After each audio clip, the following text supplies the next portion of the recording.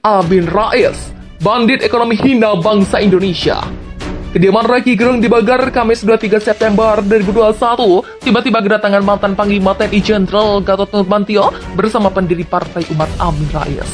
Tak hanya kedua tokoh tersebut, Rocky Gerung pun menerima mantan Presiden PKS M. Sohibul Iman, Adi M. Masardi, dan Akbar Faisal. Mereka pun membicarakan soal kasus sengketa lahan Rocky Gerung melawan PT Sentul City Tbk. Sepulang dari rumah Rocky Gerung, Amin Rais langsung menyerang PT Sentul City melalui akun Instagram @aminraisofficial. Selain di Instagram, Amin Rais pun berbicara soal yang sama pada kanal YouTube Amin Rais Official dengan judul Rocky Gerung vs PT Sentul City, Potret Keadilan vs Kezaliman. Politisi senior ini pun langsung membeberkan data berapa luas lahan yang dikuasai PT Sentul City Tbk. Ia pun mengungkapkan, Sentul City menguasai sekitar 3.000 hektar lahan di Kabupaten Bogor, Jawa Barat. Saya sepenuhnya setuju dengan pendapat Mas Fadliza bahwa sengketa tanah antara Rocky Gerung vs PT Sentul City merupakan kasus gunung es, ucap Amin. Sekarang ini 66% daratan Indonesia dikuasai oleh 1% kelompok pengusaha dan korporasi besar. Dengan penguasaan lahan yang luar biasa itu oleh mereka itu para bandit ekonomi. Katakanlah, itu sudah benar-benar menghina bangsa Indonesia. Begitulah ujarnya. Disebutkan Sentul City menguasai 3.000 hektar sejak masa Orde Baru. Tepatnya April 1993, PT Bukti Sentul sekarang menjadi PT Sentul City Tbk berdiri pada April 1993. Pada waktu itu masih jaya-jayanya rezim Orde Baru. Begitulah katanya. Rezim Orde Baru melalui Badan Pertahanan Nasional.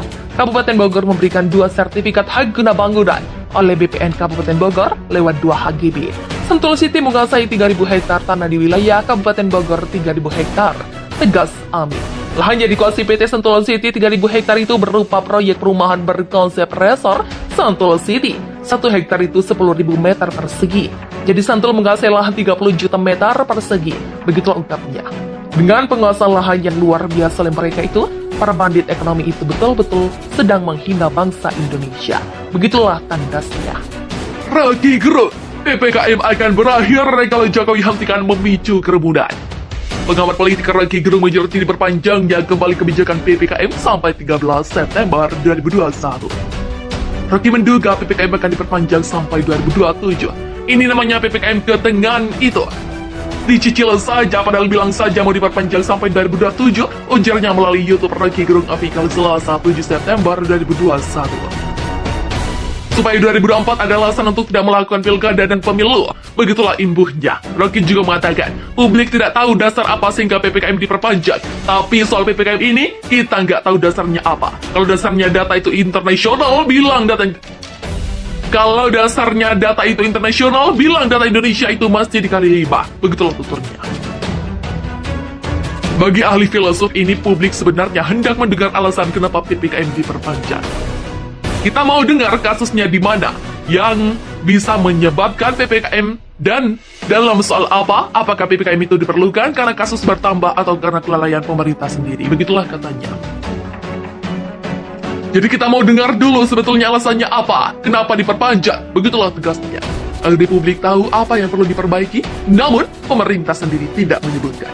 Supaya di kepala kita tahu apa yang perlu diperbaiki. Kan kita nggak pernah pemerintah sebutkan. Begitulah ungkapnya.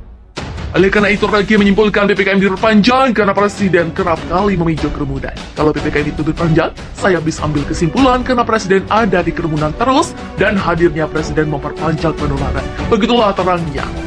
Sehingga agar PPKM tidak diperpanjang, Jokowi harus berhenti melakukan tindakan seperti itu. Ini supaya PPKM tidak lagi diperpanjang, Presiden jangan ngumpulin massa. Begitulah bebernya lagi. Di akhir narasinya, Rocky mengatakan kebijakan harus jelas. Jadi di dalam kebijakan publik, mesti jelas. Kita nggak bisa dijadikan kambing. Begitulah pungkasnya. Heboh, Jokowi di demo 5 polisi bentangkan poster tolak TKA Cina hingga tragedi KM50. Kronologinya terungkap. Pengamanan terhadap Presiden Joko Widodo ketika melakukan kunjungan ke daerah kerap dilakukan pihak kepolisian. Pengamanan yang dilakukan pun juga berlapis dengan dibagi ke beberapa ring.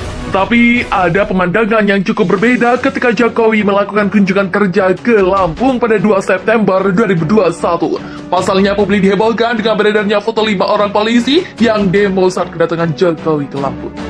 Pada foto yang beredar di media sosial tersebut, kelima polisi itu membentangkan poster bersama warga ketika Jokowi datang. Hal yang tidak kalah menghebohkan adalah aksi kelima polisi membentangkan poster itu juga disertai dengan tulisan dalam poster itu. Pasalnya poster-poster yang dibentangkan tersebut berisi tulisan yang seolah menyindir keadaan saat ini. Poster yang dibentangkan itu berjumlah 5 dan berisi tulisan jangan hapus mural, penolakan tingkat Cina, stop hutang negara, penjarakan koruptor, dan jangan lupakan tragedi KM50.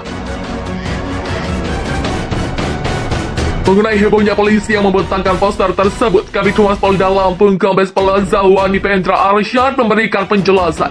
Dia mengatakan, kelima anggota Polri tersebut merupakan bagian dari pasukan yang terlibat dalam pengamanan kunjungan Presiden Jokowi ke Lampung.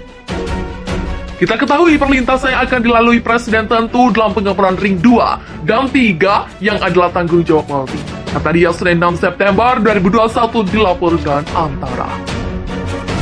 Adanya foto pembentangan poster, kata Pandra, hal itu merupakan langkah Polri dalam pengamanan dengan upaya kemampuan prediktif, responsibilitas, dan transparansi berkeadilan. Dalam masa pandemi COVID-19, tentunya tidak boleh adanya warga yang berkerumun dengan tujuan agar tidak terjadinya hal-hal yang tidak diinginkan.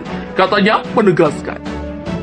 Dengan langkah itu sehingga adanya warga yang membentangkan poster, kami lakukan pendekatan kepada salah satu orang berinisial R yang telah membawa kurang lebih 100 item poster. Kami dekati dan berikan pengertian agar tidak berkerumun di masa pandemi ini. Kata dia lagi. Pandra menambahkan, saat anggota melakukan pendekatan secara persuasif, sejumlah warga terlihat menyambut dengan baik, sehingga anggota kepolisian bersama R melakukan pemotretan bersama poster untuk disampaikan dalam laporan kepada pimpinan. Saat pemotretan oleh anggota untuk laporan kepada pimpinan, R juga sempat minta difoto dan diambilkan oleh stafnya dengan tujuan baik sebenarnya. Namun tidak lama justru muncul dan beredar foto seolah-olah polisi yang melakukan Amin Rais, bandit ekonomi hina bangsa Indonesia. Kediaman Rocky Gerung dibakar Kamis 23 September 2021, tiba-tiba kedatangan mantan Panglima TNI Jenderal Gatot Nurmantio bersama pendiri Partai Umat Amin Rais. Tak hanya kedua tokoh tersebut, Rocky Gerung pun menerima mantan Presiden PKS M. Sohibul Iman, Adi M. Masardi, dan Akbar Faisal. Mereka pun membicarakan soal kasus sengketa lahan Rocky Gerung melawan PT Sentul City Tbk. Sepulang dari rumah Rocky Gerung, Amin Rais langsung menyerang PT Sentul City melalui akun Instagram @aminraisofficial. Selain di Instagram, Amin Rais pun berbicara soal yang sama pada kanal YouTube Amin Rais Official dengan judul Rocky Gerung vs PT Sentul City, Potret Keadilan vs Kezaliman. Politisi senior ini pun langsung membeberkan data berapa luas lahan yang dikuasai PT Sentul City Tbk. Ia pun mengungkapkan, Sentul City menguasai sekitar 3.000 hektar lahan di Kabupaten Bogor, Jawa Barat. Saya sepenuhnya setuju dengan pendapat Mas Fadliza bahwa sengketa tanah antara Rocky Gerung vs PT Sentul City merupakan kasus gunung es, ucap Amin. Sekarang ini 66% daratan Indonesia dikuasai oleh 1% kelompok pengusaha dan korporasi besar. Dengan penguasaan lahan yang luar biasa itu oleh mereka itu para bandit ekonomi. Katakanlah, itu sudah benar-benar menghina bangsa Indonesia. Begitulah ujarnya. Disebutkan Sentul City menguasai 3.000 hektar sejak masa Orde Baru. Tepatnya April 1993, PT Bukti Sentul sekarang menjadi PT Sentul City Tbk berdiri pada April 1993. Pada waktu itu masih jaya-jayanya rezim Orde Baru. Begitulah kata